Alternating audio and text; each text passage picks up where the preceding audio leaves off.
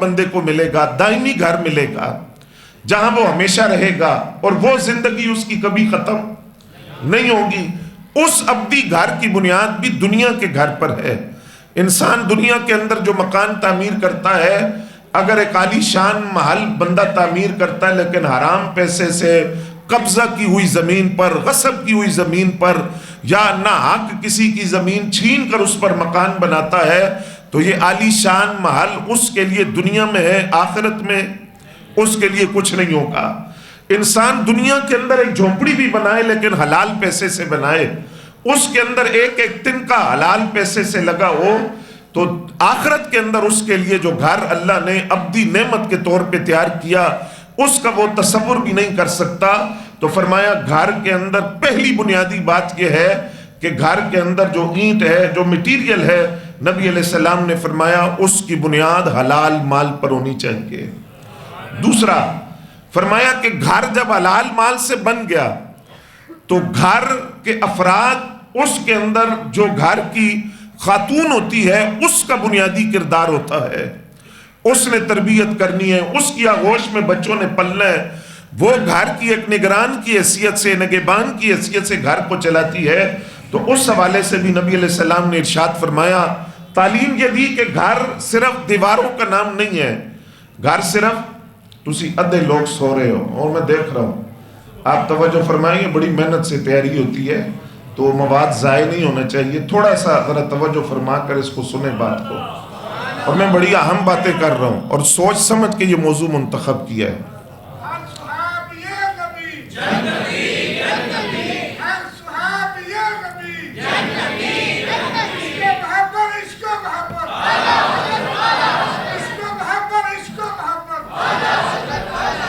نبی علیہ السلام نے فرمایا کہ گھر ایک تو ہے اس کی بنیاد، اور دوسرا اس کے افراد کے والے سے نبی علیہ السلام کے ارشاد گرامی، حضرت عبداللہ ابن عمر اس کے راوی ہیں، فرمایا لا تزوج النساء لحسنتہن، عورت سے نکاح کبھی بھی فقط اس کے حسن کی وجہ سے نہ کرو، صرف خوبصورتی دیکھ کر، یعنی ترجیحات کے اندر جو رشتے کی ترجیحات ہیں کہ جب ہم رشتہ کرتے ہیں اپنا یا کسی کا رشتہ، تو اس کے اندر فرمایا کہ بنیادی چیز کیا ہونی چاہیے، یہ نہیں کہ فقط تم نے حسن دیکھا۔ کیوں؟ نبی علیہ السلام فرماتے ہیں عسا حسنہن ان یردیہن، ان قریب اس کا حسن چلا جائے گا، حسن کو زوال آ جائے گا۔ تو رشتہ گھر کے لیے جس عورت کو تم منتخب کر رہے ہو، اس میں بنیادی بات فرمایا پہلے یہ کہ فقط اس کا حسن نہیں دیکھنا، پھر فرمایا وَلَا تَزَوَّجُوا لِأَمْوَالِهِنَّ،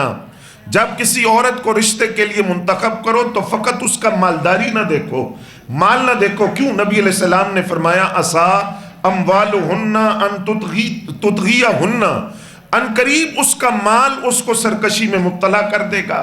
ہو سکتا ہے وہ عورت اپنی مالداری کی، اور یہ ہر دوسرے گھر کی کہانی ہے کہ جو عورت مالی طور پر، اکثر ایسا ہوتا ہے جو مالی طور پر مضبوط ہو تو وہاں قناعت نہیں ہوتا، توکل نہیں ہوتا، سادگی نہیں ہوتی، تو وہ گھر پھر خوشحال زندگی نہیں گزارتے۔ نبی علیہ السلام نے فرمایا کہ فقط مال دیکھ کر نکاح نہ کرو، کیونکہ مال کی وجہ سے ہو سکتا ہے وہ سرکشی میں مبتلا ہو جائے۔ فرمایا لیکن تزوجوا علی الدین، سب سے بنیادی چیز جو تم نے رشتے کے حوالے سے دیکھنی ہے، جس سے گھرانہ بنے گا، جس سے گھر کے افراد چلیں گے، اس میں بنیادی کردار اس عورت کا ہے جس کو نکاح کر کے لایا جاتا ہے۔ تو نبی علیہ السلام نے فرمایا اس میں پہلی چیز جو دیکھنی ہے کہ اس عورت کی سیرت، کردار اور دینداری کیسی ہے۔ دیندار عورت اگر مالدار نہ بھی ہو، دیندار عورت اگر حسن و جمال کی پیکرہ نہ بھی ہو، تو وہ گھر کو سنوار لیتی ہے، گھر کو جنت کا گہوارہ بنا لیتی ہے، نیکیوں کا گہوارہ بناتی ہے۔ تو نبی علیہ السلام نے پہلی بات یہ ارشاد فرمائی کہ جو حسن ہے وہ بعد میں ہے، پہلے مال بھی بعد میں ہے، پہلے اس کی دینداری کو دیکھو، کیونکہ گھر کا نظام اس عورت نے چلانا ہے۔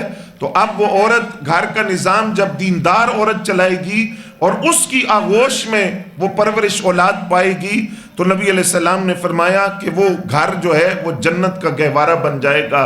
پھر نبی علیہ السلام نے فرمایا زوجتن مؤمنتن، तुईनु अहदुकुम अला अम्रिल आखिरा, जब तुम किसी दीनदार औरत को अपने साथ के लिए मुंतखब करोगे या अपनी औलाद के लिए किसी दीनदार औरत का इंतखाब करोगे तो वो आखिरत के मामलात के अंदर तुम्हारी मददगार बनेगी, तुम्हें नाजायज की तरफ नहीं जाने देगी, हराम की तरफ नहीं जाने देगी और बदकारी की तरफ नहीं जाने देगी। वो आखिरत के मामलात के अंदर नबी अलैहिस्सलाम ने फरमाया वो तुम्हारी मददगार बनेगी। और फरमाया मोमिना बीवी उसका ये वस्फ होता है, वो शोहर अगर किसी मामले में उससे मशवरा करे तो वो हराम का मशवरा नहीं देगी, नाजायज का मशवरा नहीं देगी, बल्कि उसको आखिरत की तरफ लेकर जाएगी और अपनी ख्वाहिशात को तर्क करके आखिरत के मामलात को पहले देखेगी। इस पर मैं एक मिसाल अर्ज करता हूं, अगर आप जाग रहे हैं तो। हजरत हंसला रदी अल्लाह तआला अन्हु एक सहाबी रसूल है और उनकी शहादत हुई। और शहादत कैसे हुई कि उनकी शादी की पहली रात थी। गसैलुल मलाइका उनका लक़ब है कि जिन्हें फरिश्तों ने गुस्ल दिया।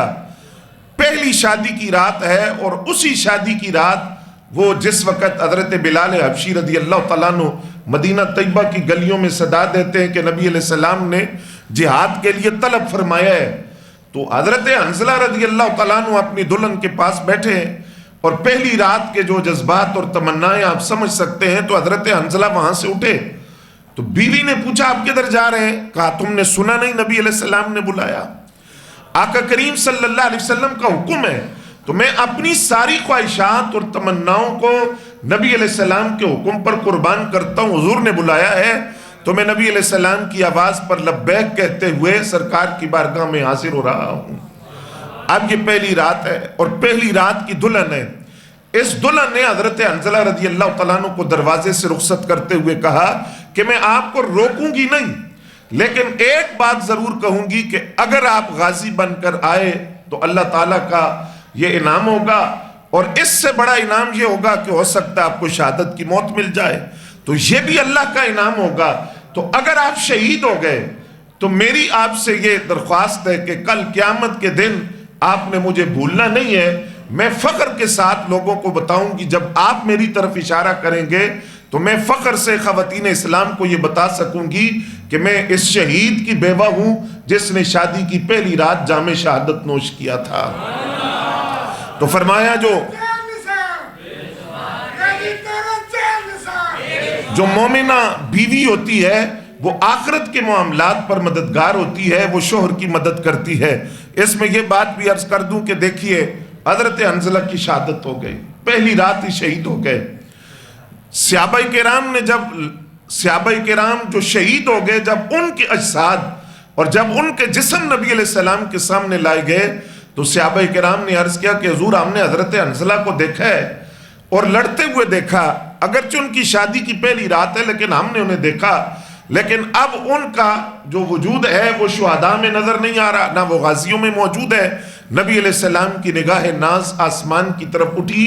आका करीम सल्लल्लाहु अलैहि वसल्लम ने फरमाया जब वो घर से आए थे तो चूंकि उन्होंने हक़ ज़ौजियत अदा किया था, उन पर गुस्ल जनाबत फर्ज था, तो हुक्म रसूल में इतनी ताखीर भी मुनासिब न समझी कि गुस्ल कर लेते, तो वो उसी तरह मैदान जिहाद में पहुंचे।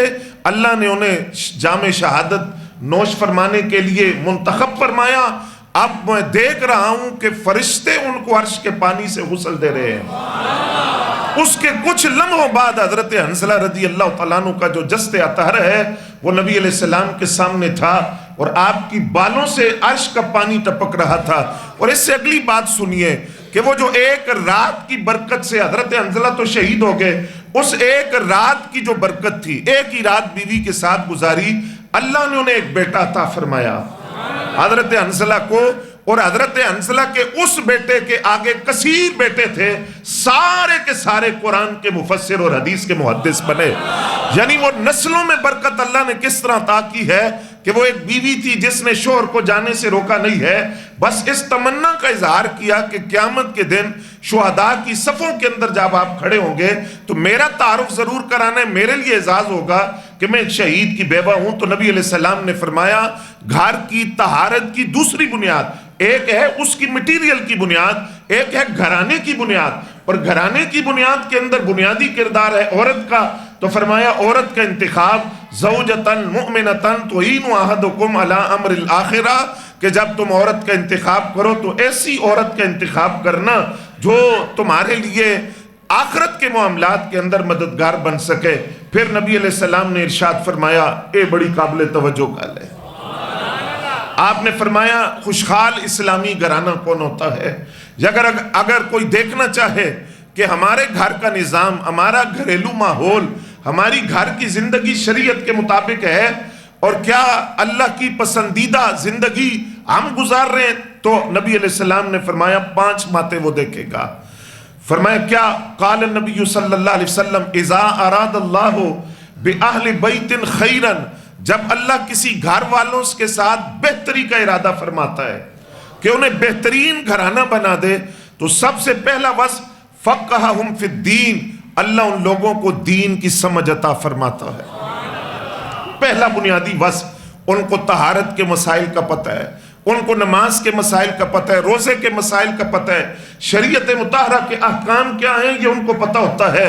تو فرمایا پہلا وصف اللہ انہیں یہ دیتا ہے کہ دین کی سمجھ عطا فرماتا ہے۔ دوسرا وَقَرَّ صَغِيرُهُمْ كَبِيرَهُمْ، اس اسلامی گھرانے کے اندر، خوشحال گھرانے کے اندر جو چھوٹے ہیں وہ بڑوں کا ادب کرتے ہیں۔ اولاد ماں باپ کا ادب کرتی ہے، ماں باپ کے اگر ماں باپ یعنی اس اولاد کے اگر دادا دادی موجود ہیں وہ ان کا ادب کرتے ہیں، بہن بھائی ایک دوسرے کا ادب کرتے ہیں، وہاں رشتوں کی نزاکت اور حساسیت کو سمجھا جاتا ہے۔ یہ اسلامی گھرانے کا دوسرا وصف ہے۔ تیسرا فرمایا اکرام و صدیقہما، یہ اسی کے ضمن میں فرمایا کہ جو چھوٹے ہیں وہ بڑوں کی تعظیم کرتے ہیں، اور اس کے ضمن میں نبی علیہ السلام نے فرمایا ماں باپ اگر دنیا سے چلے جائیں تو اسلامی گھرانے کے جو افراد ہیں وہ ماں کی سہیلیوں کا بھی احترام کرتے ہیں اور باپ کے دوستوں کا بھی احترام کرتے ہیں۔ یہ بھی اس گھرانے کا وصف ہوتا ہے۔ الخالۃ بمنزلۃ الام، وہ اپنی خالہ کو ماں کی جگہ سمجھتے ہیں۔ ام الرجل نحو ابیہ، اور جو آدمی کا چچا ہوتا ہے وہ اس کو باپ کی جگہ پر رکھتے ہیں۔ یہ ایک اسلامی گھرانے کا وصف ہوتا ہے کہ وہاں رشتوں کی نزاکت اور حساسیت کو سمجھا جاتا ہے۔ تیسرا نبی علیہ السلام نے فرمایا رزقہم الرفق فی معیشتہم، ان کا جو کسب معاش ہے، جو رزق کا معاملہ ہے، اس میں تنگی نہیں ہوتی، اس کے اندر سختی نہیں ہوتی، بلکہ اس میں نرمی ہوتی ہے۔ یہ وہ گھرانہ ہے جو بہترین گھرانہ ہوتا ہے، جس کو اللہ کریم برکت عطا فرماتا ہے، اس لیے کہ وہ رب کی مرضی کے مطابق اپنے گھر کا نظام چلاتے ہیں۔ چوتھا نبی علیہ السلام نے فرمایا وَالْقَسْطَ فِي نَفَقَاتِهِمْ، وہ اپنے اخراجات کے اندر میانہ روی کرتے ہیں۔ توجہ ہے، یہ نہیں کہ روز ہی آج ہم باہر سے کھانا کھائیں گے، جی توجہ فرما رہے ہیں، اور یہ نہیں کہ روز ہی عیش و عشرت کا سامان اولاد جو فرمائش کر دے اس کو پوری کرنے کے لیے بندہ چل پڑے جائز ناجائز کو۔ فرمایا جو اسلامی گھرانہ ہے ان کے اخراجات کے اندر میانہ روی ہوتی ہے، وہ اقتصاد کے اندر میانہ روی سے اعتدال سے چلتے ہیں، اسراف بھی نہیں ہوتا اور بخل بھی نہیں ہوتا۔ یہاں جہاں لگانے چاہیے وہاں لگاتے ہیں، جہاں نہیں لگانے چاہیے وہاں اپنا ہاتھ روک لیتے ہیں۔ فرمایا یہ بھی اسلامی گھرانے کی خصوصیت ہے کہ وہ اپنے اخراجات کے اندر میانہ روی کو رکھتے ہیں۔ اور پانچواں نبی علیہ السلام نے فرمایا بہترین گھرانہ اللہ کی نگاہ میں وہ ہوتا ہے وَبَصَرَ فِي عُيُوبِهِمْ، جس کے رہنے والے ایک دوسرے کی اصلاح کرتے رہتے ہیں۔ بھائی بہن کو دیکھتا ہے تو وہ اس کی اصلاح کرتا ہے، بہن بھائی کو دیکھتی ہے وہ اس کی اصلاح کرتی ہے، ماں باپ اولاد کو دیکھتے ہیں وہ اس کی اصلاح کرتے ہیں۔ تو فرمایا جہاں آپس میں ایک دوسرے کے عیوب سے مطلع کر کے ایک دوسرے کی اصلاح کرتے ہیں، نبی علیہ السلام نے فرمایا یہ اسلامی گھرانہ ہوتا ہے۔ اب اس سے اگلی تعلیمات حضور کی دیکھیے، تسی اگر جاگ رہے ہو تو عرض کرا، تسی کہو گے نے گالی پکڑ لئیے، تسی ستے کے ہو، توجہ فرمائیں گے آپ بات پر۔ اب دیکھیے نبی علیہ السلام معلم انسانیت ہے اور انسانی نفسیات کو حضور سمجھتے ہیں، بلکہ ساری کائنات کی عقلیں اور تدبر مل کر جس ذہانت اور تدبر اور فراست پر قربان ہے وہ حضور کی فراست ہے۔ نبی علیہ السلام نے فرمایا اسلامی گھرانہ کیسا گھرانہ ہوتا ہے، توجہ فرمائیں کہ نبی علیہ السلام نے فرمایا اذا کان جنہ اللیل، جب سورج غروب ہو جائے، توجہ سورج غروب ہو جائے कुफू सिबियानकुम, बच्चों को घरों में रोक लो। ये आज देहातों में माएँ शाम का वक्त होता है ना तो बच्चों को बाहर नहीं निकलने देती, ये उसकी असल है। नबी अलैहिस्सलाम ने फरमाया सूरज गुरूब हो जाए, बच्चों को घरों में रोक लो। फिर फरमाया कुछ वक्त गुजर जाए तो फिर अगर जरूरत हो तो वो बाहर जा सकते हैं। अच्छा, गुरूब आफ्ताब के वक्त क्यों रोक लो? फरमाया इस वक्त शैतान इधर उधर दौड़ रहा होता है, इस वक्त शैतान हरकत में होता है, तो वो उस बच्चे पर हमला न कर दे। तो फरमाया बेहतरीन इस्लामी घराना वो है गुरूब आफ्ताब के वक्त वो अपने बच्चों को घर में रोक ले। फिर नबी अलैहिस्सलाम ने इरशाद फरमाया इसी गुरूब आफ्ताब के वाला से, फरमाया बिस्मिल्लाह पढ़ के अपने घर के दरवाजों को बंद कर दो। उसकी वजह फरमाया शैतान तुम्हारे घरों में दाखिल हो जाएगा, खिड़कियों से, दरवाजों से, कबाड़ से दाखिल होगा, तुम्हारे अंदर फसाद पैदा कर देगा। शाम होते क्योंकि इस वक्त शैतान दौड़ के अंदर होता है, चक्कर लगा रहा होता है। नबी अलैहिस्सलाम ने फरमाया अपने दरवाजों को बंद कर दो। है कोई ऐसा मुअल्लिम, है कोई ऐसी तालीम कि आप देखिए कि हुजूर कहाँ जाकर उम्मत को बातें समझा रहे हैं। फिर नबी अलैहिस्सलाम ने इरशाद फरमाया बर्तनों को बिस्मिल्लाह पढ़कर ढांप दिया करो, बर्तन खुले ना छोड़ा करो। फरमाया बर्तन खुले हों तो उनमें नहुसत पड़ जाती है, तो बर्तन अपने ढांप दिया करो, क्योंकि शैतान उनके अंदर बेबरकती दाखिल कर देता है। आका करीम सल्लल्लाहु अलैहि वसल्लम की ये तालीमात, इसमें आप गौर फरमाएं इस पर कि नबी अलैहिस्सलाम किस सतह पर जाकर अपनी उम्मत को पैगाम दे रहे हैं। घर के अंदर जो छोटी छोटी बातें जिनके बारे में उमूमन